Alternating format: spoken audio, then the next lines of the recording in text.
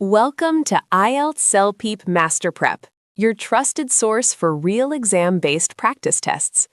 Every test you see here is inspired by current exam trends, and each one comes with full model solutions to help you master every section.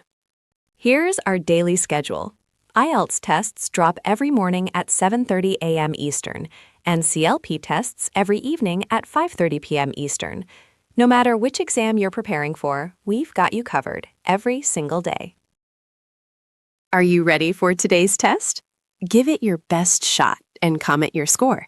The top 5 scorers will be featured in our monthly Achievers newsletter and awards. Want your name included? Let's begin.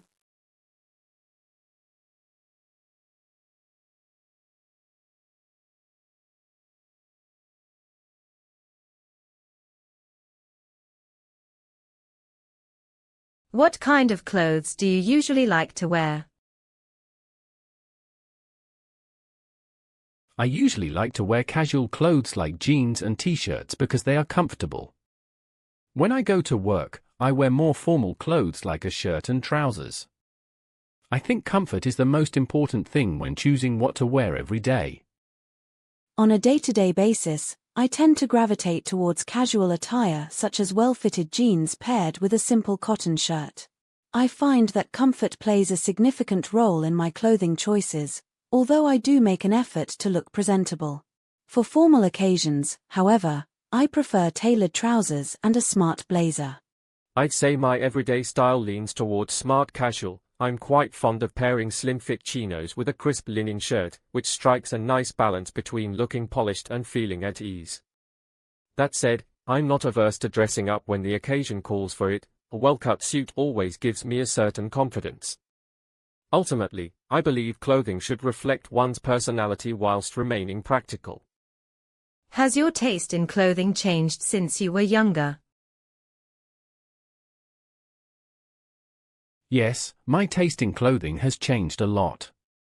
When I was a teenager, I liked to wear bright colors and trendy clothes. But now I prefer simpler and more classic styles.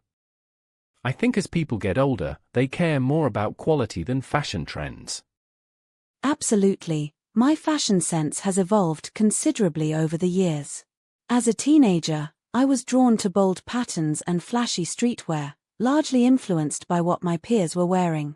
Nowadays, I've shifted towards a more understated and timeless wardrobe, favoring neutral tones and high-quality fabrics over passing trends.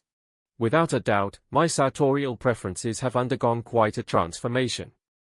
During my adolescence, I was heavily swayed by celebrity culture and fast fashion, constantly chasing the latest fads regardless of whether they actually suited me.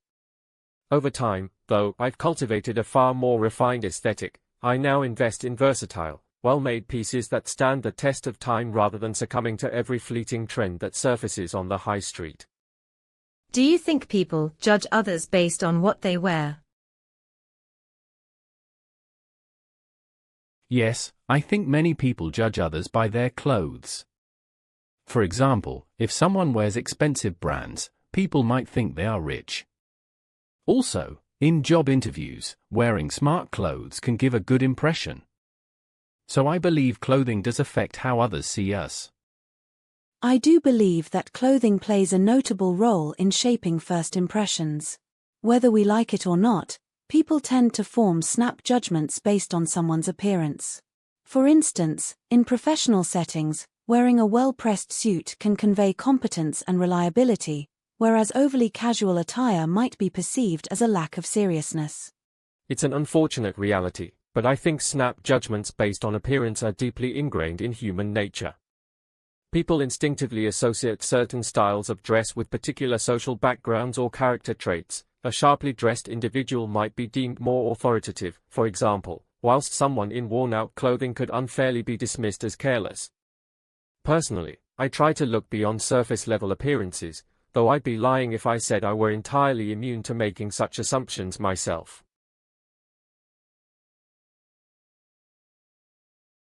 How often do you use social media? I use social media every day, probably for about 2 or 3 hours. I mainly use it to chat with friends and look at photos. Sometimes I also read the news on social media. I think it has become a normal part of daily life for most young people. I'd say I'm a fairly regular user. I tend to scroll through my feeds a couple of times a day, typically during my commute or just before bed.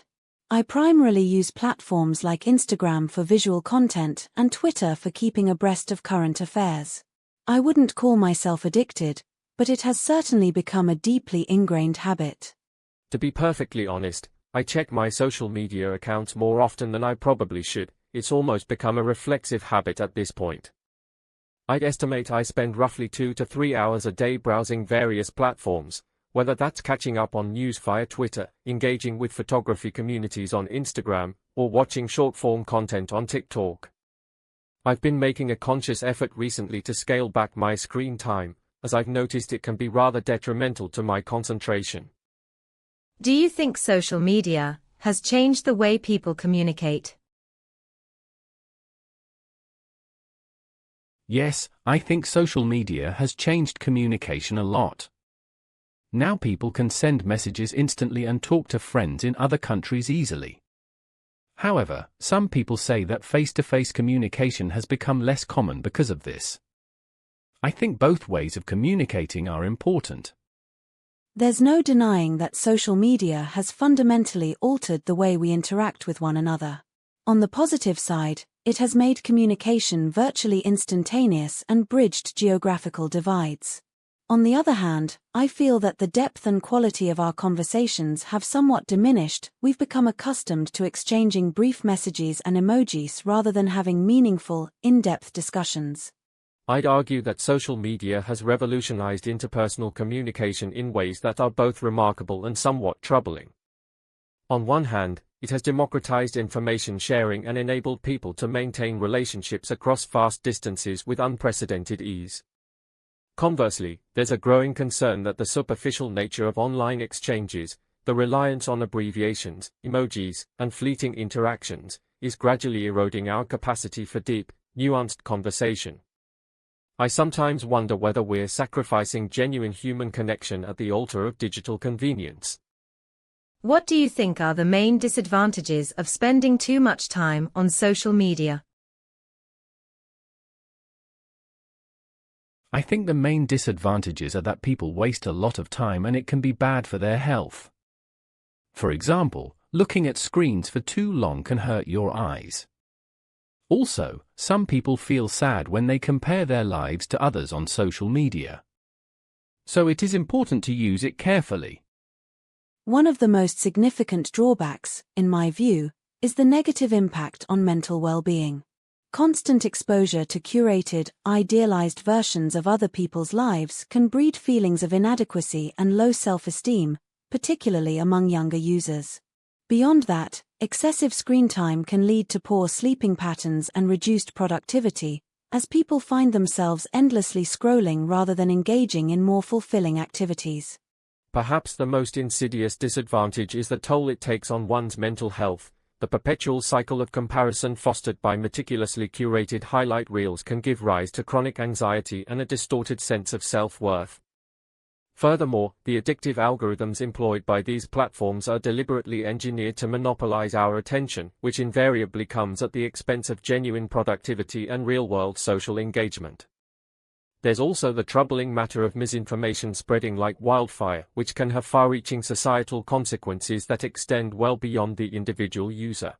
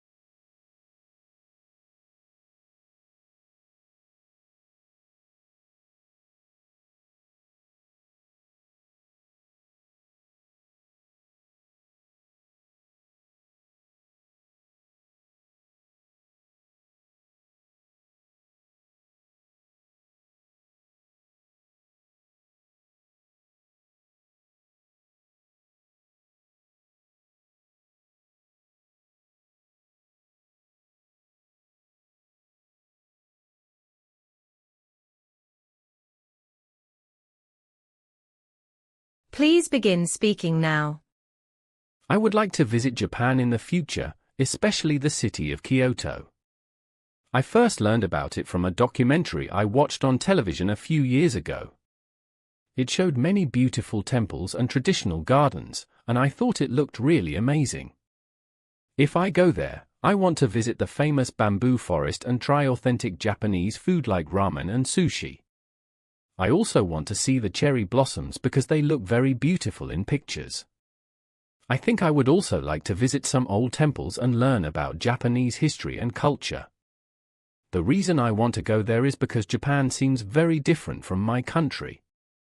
The culture is unique and the people seem very polite and friendly. I have always been interested in learning about different ways of life, so I think visiting Kyoto would be a wonderful experience for me. I hope I can save enough money to go there one day. A place I have been longing to visit is Patagonia, which is the southernmost region of South America, spanning parts of Argentina and Chile. I first came across it while reading a travel magazine several years ago, and the stunning photographs of glacier and rugged mountain landscapes immediately captured my imagination. If I were to travel there, I would certainly want to explore Torres del Paine National Park, which is renowned for its dramatic scenery. I would be keen to go hiking along the famous W Trek, and I would also love to visit the Perito Moreno Glacier, which I understand is one of the few advancing glacier left in the world. Additionally, I think it would be fascinating to observe the local wildlife, particularly penguins and guanacos, in their natural habitat. The primary reason I am drawn to Patagonia is that it represents a kind of untouched wilderness that is increasingly rare in our modern world. I find the idea of being surrounded by such raw, natural beauty incredibly appealing, especially as someone who lives in a busy urban environment. It would offer a much-needed sense of perspective and tranquility that I believe would be genuinely refreshing. A destination that has been on my bucket list for quite some time is the ancient city of Petra in Jordan, which is widely regarded as one of the most archaeologically significant sites in the world. I initially became aware of it through a captivating documentary series presented by a renowned historian, and I was utterly mesmerized by the breathtaking imagery of the rose-red facades carved directly into sandstone cliffs. Were I to visit, I would dedicate considerable time to exploring the iconic treasury building, wandering through the Sikh, that narrow gorge that serves as the dramatic entrance to the city, and venturing beyond the main tourist areas to discover lesser-known tombs and monuments. I would also relish the opportunity to experience Petra by night, when the entire site is illuminated by hundreds of candles, creating what I imagine to be an extraordinarily atmospheric spectacle. What fundamentally draws me to Petra is the remarkable ingenuity of the Nabatean civilization that constructed it over 2,000 years ago. The sheer scale of their architectural achievement, combined with the way the structures harmonize so seamlessly with the natural landscape, is something I find profoundly inspiring. In an era when we tend to take modern engineering for granted, visiting a place that so eloquently demonstrates the capabilities of ancient peoples would, I believe, instill a genuine sense of humility and wonder. Do you think you will visit this place soon? To be honest, I don't think I will visit this place very soon because I need to save more money first. Traveling to another country is quite expensive, and I also need to get time off from my work. Maybe in 1 or 2 years I can plan the trip properly. I hope so, anyway, because it is something I really want to do. Realistically speaking, I doubt I will be able to visit in the immediate future, mainly due to financial constraints and work commitments. However, I have actually started setting aside a small amount of money each month specifically for this trip, so I am gradually working towards making it a reality. I would estimate that within the next 2 to 3 years, I should be in a position to go, provided nothing unexpected comes up. It is certainly something I am actively planning rather than just dreaming about. In all likelihood, it will not be feasible in the very near future, as a trip of that nature requires both substantial financial planning and a considerable block of time off work.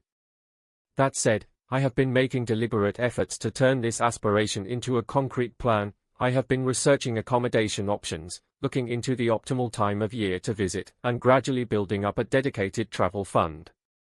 I would say that within approximately 18 months to 2 years, I should be well positioned to make the journey.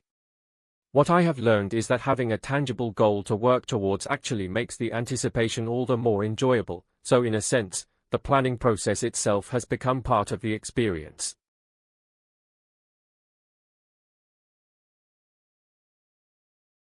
Why do you think people feel the need to travel to other countries rather than exploring their own? I think many people want to travel abroad because they want to experience something new and different. When you live in a country for a long time, you get used to everything and it becomes boring. Other countries have different food, culture, and scenery, which makes them more exciting. Also, I think social media has a big influence because people see photos of famous places and they want to go there too. Some people also travel for work or education reasons. I believe this tendency largely stems from a desire for novelty and cultural enrichment. When people are surrounded by familiar landscapes and customs on a daily basis, there is a natural inclination to seek out experiences that challenge their perspectives. International travel offers exposure to entirely different ways of life, which can be both eye-opening and personally transformative. Furthermore, I think there is an element of prestige associated with overseas travel. People often feel that visiting exotic destinations is more impressive or noteworthy. That said, I do think there is a growing movement encouraging people to rediscover their own countries, particularly in the wake of recent travel restrictions. I think this phenomenon can be attributed to several interrelated factors.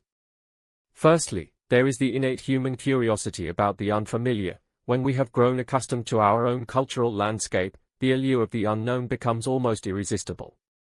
International travel promises encounters with radically different traditions, cuisines, and worldviews, which many people find intellectually stimulating and personally enriching. Secondly, I would argue that globalization and the pervasive influence of social media have created a kind of aspirational culture around foreign travel. People are constantly exposed to curated images of iconic destinations, which inevitably fuels a desire to replicate those experiences. There is also, I suspect, a psychological dimension, the notion that distance lends enchantment, meaning we tend to romanticize faraway places while taking our own surroundings for granted. Interestingly, however, there has been a discernible shift in recent years towards domestic tourism, partly driven by environmental consciousness and partly by a recognition that one's own country often harbors hidden gems. How has technology changed the way people plan and experience their holidays? Technology has changed travel a lot. Nowadays, people can book flights and hotels online very easily using apps and websites. Before, they had to go to a travel agency, which took more time. Also, people use their phones to take photos and share them on social media during their trips. GPS and maps on phones help travelers find places without getting lost. I think technology makes traveling more convenient, but sometimes people spend too much time on their phones instead of enjoying the actual experience. Technology has fundamentally transformed both the planning and experience of travel. In terms of planning, the rise of online booking platforms and comparison websites has given travelers unprecedented access to information, enabling them to research destinations, compare prices, and read authentic reviews before making decisions. This has significantly reduced our reliance on traditional travel agencies. During the trip itself, smartphones have become indispensable tools. From navigation apps to instant translation services, they have made it far easier to explore unfamiliar places independently. However, I do think there is a downside. The compulsion to document every moment for social media can sometimes detract from genuine engagement with a destination, turning what should be a meaningful experience into a performative exercise. Technology has revolutionized virtually every aspect of the travel experience, from the initial spark of inspiration right through to the way we reminisce about our journeys afterwards. At the planning stage, the proliferation of sophisticated booking platforms, aggregator websites, and user-generated review sites has democratized travel in a remarkable way. People can now meticulously tailor their itineraries, secure competitive deals and make informed choices based on the first-hand accounts of fellow travelers, all from the comfort of their own homes.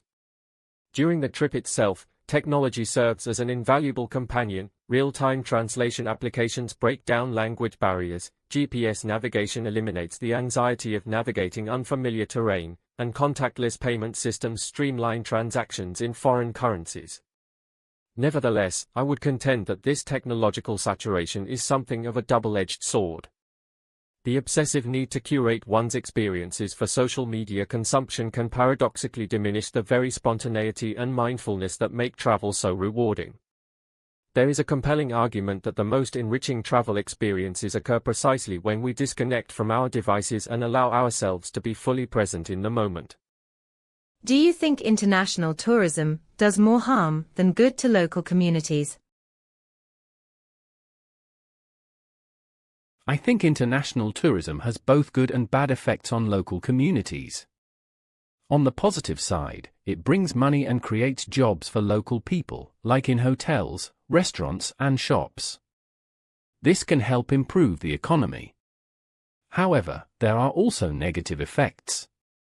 For example, too many tourists can cause pollution and damage to natural places.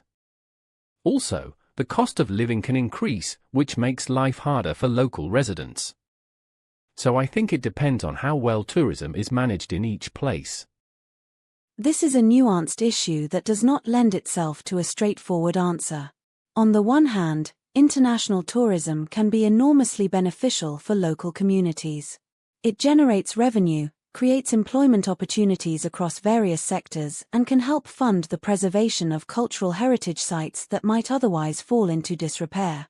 On the other hand, the negative consequences are equally significant. Mass tourism frequently leads to environmental degradation, overcrowding, and the commercialization of local culture, whereby authentic traditions are diluted to cater to tourist expectations.